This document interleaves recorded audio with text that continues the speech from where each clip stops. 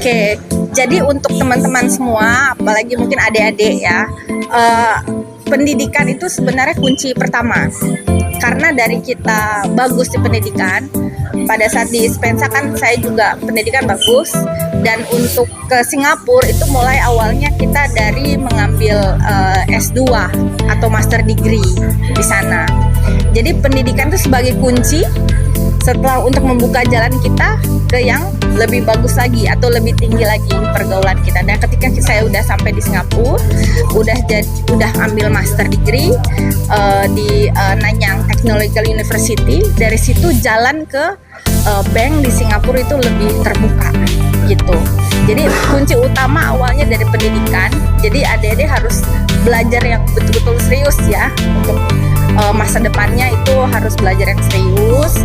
Dan setelah itu juga banyak ikut organisasi, karena kayak perguruan tinggi di Singapura itu mereka juga menilai ya, kayak misalnya kita senang organisasi OSIS atau mungkin volunteer atau apa yang kita bisa berikan buat daerah kita, itu pasti akan dinilai oleh Singapura.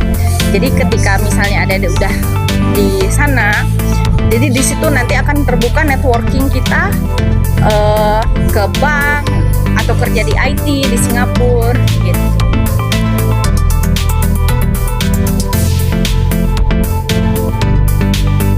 Jadi kita sebagai anak dari Palu, kita tidak boleh minder.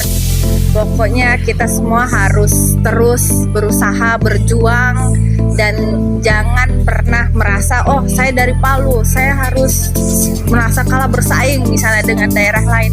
Oh jangan, kita semua setara, asalkan kita tidak pernah menyerah dan selalu ingin menjadi yang terbaik di bidangnya gitu.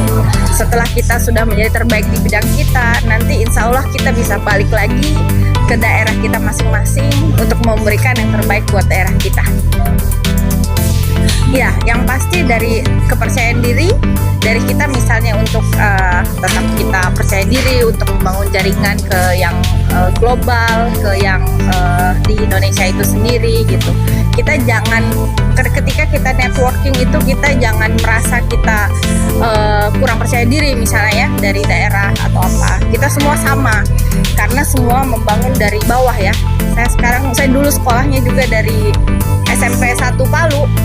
Di sini alumni Spensa ini Pak. Alumni Spensa, dan akhirnya pelan-pelan kita bisa ini.